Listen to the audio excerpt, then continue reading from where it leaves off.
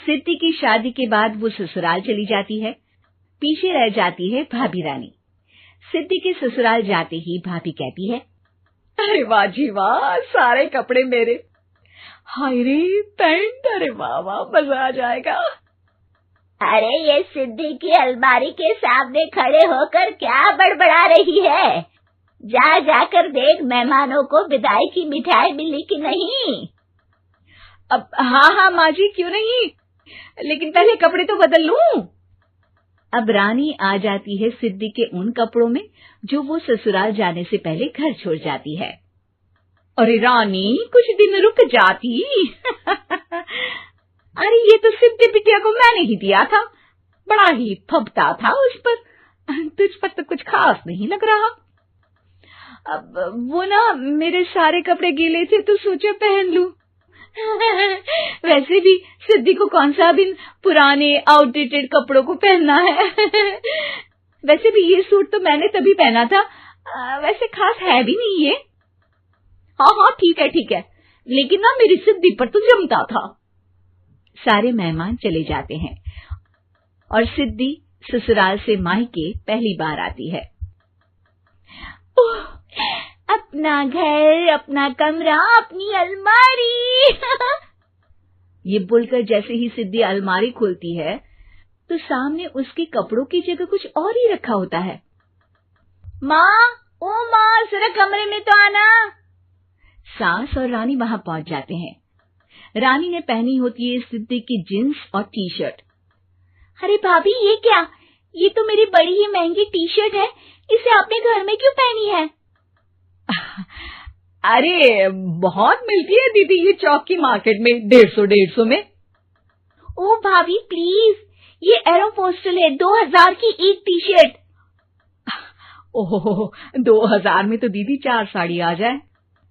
अब क्या बोलूं? भाभी, ये मेरी अलमारी में छोटू के कपड़े, तो मेरे कपड़े कहाँ हैं? मेरी अलमारी में? अब दीदी आपको कौन से पुराने कपड़े पहनने थे? माना भाभी, लेकिन मैं जब घर आती तो यही सब पहनती ना। अरे तुम तो बड़ी कंजूस हो दीदी। खैर, वक्त आता है जब सिद्धि ससुराल के लिए रवाना हो रही होती है। अरे रानी, अंदर से सिद्धि का गिफ्ट ले आ, लड़की पहली बार ससुराल से मायके आई है। रानी अंदर जाती है और एक सिंपल सी साड़ी लेकर बाहर आ जाती है। ये लीजिए माँ जी। सास बेटी को गिफ्ट देकर ससुराल भेजती है। अगले दिन रानी एक सुंदर सी साड़ी पहनकर सामने आती है। अरे रानी, ये तो वो साड़ी है जो मैंने सिद्धि को देने के लिए दी थी जब वो ससुराल ले जाती, लेकिन ये तूने कैसे पहन ली? अरे माँ जी, ये साड़ी तो मुझे बहुत पहले से ही पसंद थी, लेकिन चिंता ना करिए, मैंने सिद्धि के लिए भी अच्छी सी साड़ी दी है। हाँ।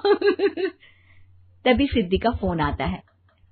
क्या माँ, कुछ अच्छा तो दिया होता ससुराल ले जाने के लिए। अरे पहले दिखा दिया होता। यूं चमकते हुए पैकेट में नौकरानी वाली साड़ी मत दिया करो माँ। अरे बेटे, वो तेरी भाभी ने ना गलती से उससे पैकेट बदल गया। हाँ, मैं कल ही तेरे भाई के हाथ से तेरा वाला पैकेट भेज दूंगी। अरे रहने दो माँ, आई एम श्योर भाभी ने अभी वही साड़ी पहनी होगी जो तुमने मेरे लिए रखी थी। तुम तो समझ नहीं पाई उनको। खैर छोड़ो, मैं ज्यादा बोलती अच्छी नहीं लगती, रहने दो, आपको उन्हीं के साथ रहना है, फिर बात करेंगे।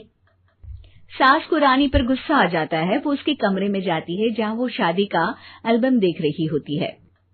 रानी, मार्केट जाकर एक ऐसी ही साड़ी लेकर आ, कल प्रतीक जाकर सिद्धि के घर दे आएगा। अरे क्यों माँ जी, कितनी साड़ी देनी है दीदी को? यहाँ कोई सेल लगी है क्या? अरे चुप कर, मेरे बेटी के हिस्से की साड़ी खुद पहन ली, अब ज्यादा ज्ञान बांट रही है। एक दिन सिद्धि का फोन आता है। माँ, मेरी सास ने आप सबको खाने पर बुलाया है। सारे लोग सिद्धि के ससुराल पहुंचते हैं।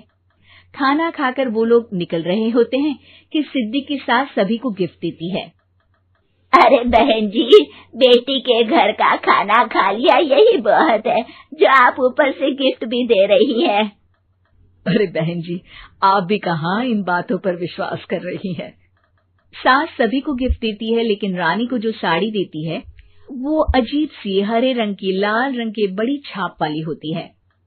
अरे छी, ये कौन पहनेगा? सासू माँ को तो जरी वाली इतनी सुंदर, और मेरे लिए ये नौकरानी वाली। अरे भाभी, दरअसल मैं जब भी घर आती थी आप वापसी में ऐसी ही साड़ी देती थी ना, तो माँ ने सोचा कि आपको आपकी पसंद की ही साड़ी क्यों ना दी जाए। बेचारी रानी, बोलती भी तो क्या। सिद्धि और सास रानी का चेहरा देखकर हंसने लगती है, तो रानी समझ जाती है कि अपने ही बिछाए जाल में वो फंस चुकी है।